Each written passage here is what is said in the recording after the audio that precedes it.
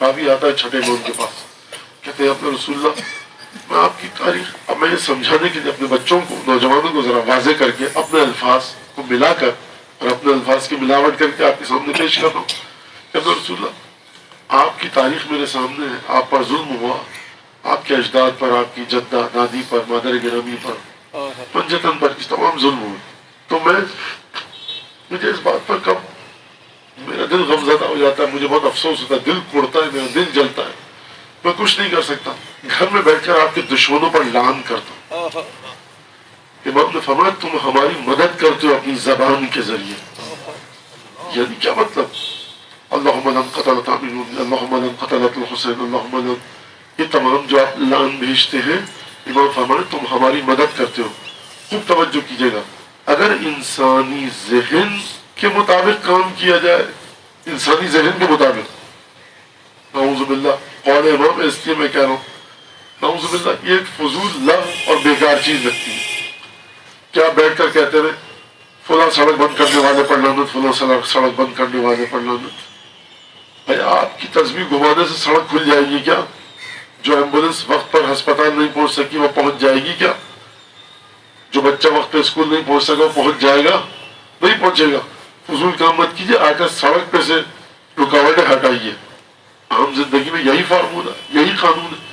لیکن امام جو فرما رہے کہ تم ہماری مدد کر رہے ہو، اور امام نے دوسری بات میں فرمایا مرحبا بالناصرنا بلسانہ ویدہ وقلبہ، ہشام کے بارے میں کہ مرحبا، واہ واہ، کیا کہنے، پوری خوشی کے ساتھ استقبال کیا، کھلے ہوئی آغوش کے ساتھ، اور ہماری مدد کر رہا ہے شخص زبان کے ذریعے، ہاتھ کے ذریعے، دل کے ذریعے. یعنی ہر چیز کا جب آپ مطالعہ کرتے ہیں تو ضروری نہیں ہے کہ اس کا متوقع اثر آپ کی نظروں کے مطابق ہو. اگر عالم غیب میں ایک جملہ اثر ڈال رہا ہے اور امام فرما رہے ہیں کہ یہ جو تمہارا جملہ ہے یہ تم ہماری مدد کر رہے ہو، اس کا مطلب کیا ہے؟ اس کا مطلب ہے کہ لعن کرنا دشمنان اہل بیت پر بذات خود ثواب کا باعث ہے. اگر ہم ہر چیز کو دیکھ لیں کام ہو گیا، اب آپ بیٹھ کر سانپ نکل کر لکیر کو پیٹتے رہیے، یہ بات اس طرح کی نہیں ہے. جب آپ کھانا کھاتے ہیں، بہت بہترین کھانا، کچھ ذائقہ، یا نارمل کھانا، کوئی ایک معمولی سا کھانا، کیا حکم ہے؟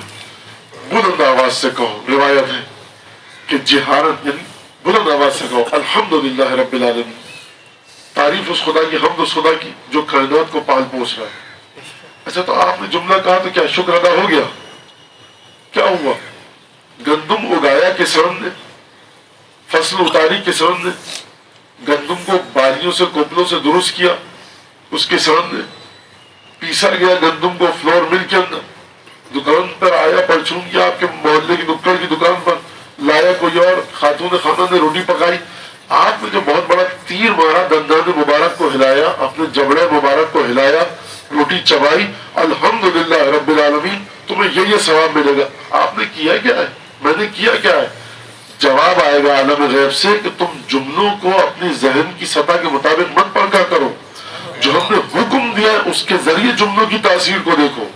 یہ جو آپ مسلسل کہہ رہے ہوتے ہیں نعرہ حیدری یا علی، تو یہ آپ نے کیا تیر مار لیا؟ تیر تو اس ہستی نے مارا تھا کہ جو رسول کی مدد کر کے دنیا سے چلا گیا.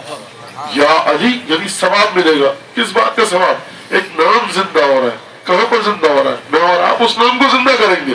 وہ نام عرش الہی پر زندہ ہے، لوح قلم پہ زندہ ہے، ملائکہ کے درمیان زندہ ہے. تو پھر ہم اور آپ کیا کر رہے ہیں؟ ہم اور آپ اس نام کو اپنی نسلوں میں منتقل کر رہے ہیں. یعنی ہم ہر چیز کو جب تک اپنی سوچ کے مطابق پرکھیں گے گمراہی کا شکار رہیں گے. جب تمام چیزوں کو اہل بیت کی تعلیمات کے مطابق پرکھیں گے تو ہمیں صحیح معنوں میں حقیقت میں چیز سمجھ میں آئے گی کہ سلسلہ کیا ہے. اگلی مثال کہا جاتا ہے محمد آل محمد پر درود بھیجے، سب مل کے اللہم صلی علی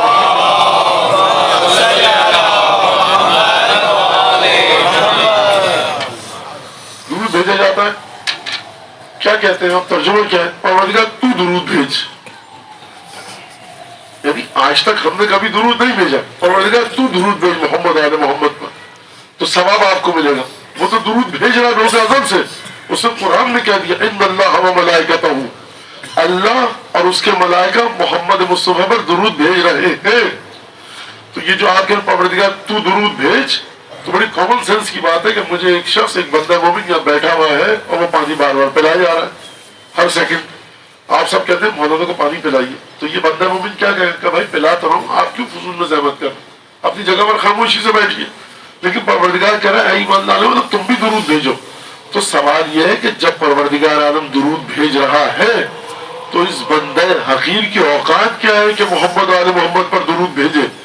ساتویں امام سے پوچھا گیا یا ابن رسول اللہ یہ درود کا فلسفہ بتائیے, درود کا معنی بتائیے. ساتویں امام نے روایت میں بیان فرمایا درود کا معنی یہ ہے کہ تم ابھی تک اس عہد پر معاہدے پر باقی ہو جو تم سے روز الست لیا گیا تھا. پروردگار عالم جب سے پروردگار عالم ہے, ان اللہ, اللہ بھیج رہا ہے درود. یہ اللہ کب سے اللہ ہے, پرسوں سے, ترسوں سے, کل ہوگا, 10 سال پہلے سے. اللہ کی حقیقت کیا ہے یہ وہی جانے.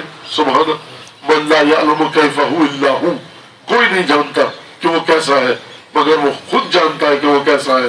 وہ جو پروردگار خود جانتا ہے کہ وہ کیسا ہے, وہ اپنی پوری حقیقت کے ساتھ آب و تاب کے ساتھ محمد آل محمد پر درود بھیج رہا ہے. آپ کیوں بھیجتے ہیں؟ ساتویں امام نے فرمایا کہ میں اعلان کر سکوں کہ میں ابھی تک اسی عہد و پیمان پر باقی اور قائم ہوں کہ جو روز الست مجھ سے لیا گیا تھا, یعنی پروردگار کی وحدانیت پر, رسول کی رسالت پر اور اہل بیت کی ولایت پر. یہ 3 چیزیں سلوات میں آتی ہیں. توحید کہاں سے آئی؟ اللہم, پروردگار تو بھیجے گا, یہ توحید. صلی اللہ علی محمد, یہ رسالت, وہ آل محمد, یہ ولایت. یعنی اعلان کرتا ہے. ورنہ اگر دیکھا جائے صلی علی محمد نعرہ حیدری, یعنی اگر دیکھا جائے اس جملے کی کوئی حقیقت نہیں. بھائی آپ کیا کر رہے ہیں, کون سا تیر مار رہے ہیں, میں کون سا تیر مار رہا ہوں. جو شب جمعہ درود بھیجتا ہے محمد آل محمد پر, اس کا نور چھٹے امام یظہر نورہ فی ملکوت السماوات والارض الی یوم القیامہ, قیامت تک کے لیے اس کا نور آسمان کی حقیقتوں میں چمکتا رہتا ہے. یعنی تمام کی تمام چیزیں آپ کو کس طرف دھکیل رہی ہیں کہ چیزوں کو, اذکار کو, عبادات کو, دین کو, ایمان کے تمام تقاضوں کو اپنی عقل کے مطابق مت پرکھو, بلکہ ائمہ کی معصومین کی حدیثوں کے مطابق پرکھیے. وہ شخص جو گھر میں بیٹھ کر لعن کی محفل جما رہا ہے اکیلے یا سب کے ساتھ اور لعنت بھیج رہا ہے دشمنان اہل بیت پر, وہ کیوں لعنت بھیج رہا ہے؟ فلسفہ کیا ہے لعنت کا؟ مثال دے رہا ہوں میں. یہ جب کپڑے واشنگ مشین میں ڈالے جاتے ہیں, جیبوں کو جھاڑا جاتا ہے اچھی طرح سے, کوئی پن نہ ہو, سکہ نہ ہو, کوئن نہ ہو, فاؤنٹین پین نہ رہ گیا ہو کہ وہ مشین میں جا کر پھنس جائے گا, کارکردگی متاثر ہوگی. اچھی طرح سے جھاڑا جاتا ہے. تو یہ جھاڑنے کا عمل ہے, صفائی کا, یہ ہر جگہ پہ انجام دیا جاتا ہے. اور اسکریننگ ہوتی ہے لوگوں کی کسی ادارے میں نوکری کے وقت کہ صاحب یہ حتیٰ بعض جگہ ایڈکشن نہ ہو, کسی نشے کی عادت نہ ہو, سگریٹ نہ پیتا ہو, خون میں فلاں چیز نہ ہو, کیونکہ آگے چل کر پوری آرگنائزیشن کو یہ متاثر کرے. کبھی چیک کیا جاتا ہے جہاز میں بیٹھتے ہیں آپ کے پاس فلاں فلاں چیز نہ ہو, چیک کیا جاتا ہے کیونکہ ان کے کچھ معیار ہیں, تقاضے. وہ ایسے آدمی کو جہاز میں نہیں بیٹھنے دیں گے. اب وہ کیا ہوتا ہے مجھے نہیں پتا, جہاز اڑانے والا جانتا ہے, جو سیکیورٹی ہے جہاز کی, یا جو ہوا بازی اور جو سفر ہوتا ہے پورا ہوا میں ہوائی جہاز کے ذریعے, وہ جانتے ہیں کیا ہے. تو یہ جو لعنت ہے, لعنت بھیجنا, اللہم لعن قتلۃ امیر المؤمنین, اللہم لعن قتلۃ حسین الشہید, اللہم لعن قتلۃ اہل البیت علیہم السلام, اللہم لعن اول ظالم ظلم.